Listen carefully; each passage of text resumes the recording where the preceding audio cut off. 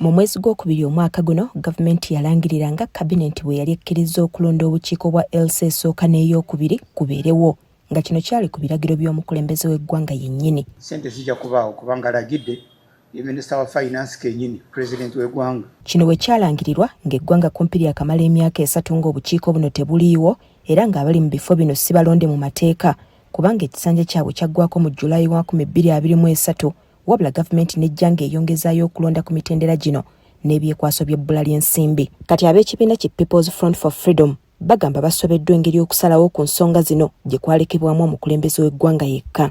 President Museveni okuwa ekiragiro ekifaananako bwe kityo kyali kitegeeza nti ye yali asibye ebyokulonda LC1 zino. Bano balumiriza nti okulonda kuno bakuteekateeka mu mbeera nga NRM yekuganyulwamu ng'ekibiina. Nti omwami ono yeeraze lunye nti obuyinza bwa Electoral Commission n'obuyinza bwa Parliamenti abweddiza okukola omulimu ogw'okuwaayo ensimbi ate era n'okulagira ddi Electoral Commission lw'eneekola emirimu gyayo. Aba PFF baagala akakiiko k'ebyokulonda okuyisa enteekateeka enaagobererwa okukakasa ng'okulonda kuno kubaawo era baweere eri eggwanga nti ku luno teri kubawuddiisa.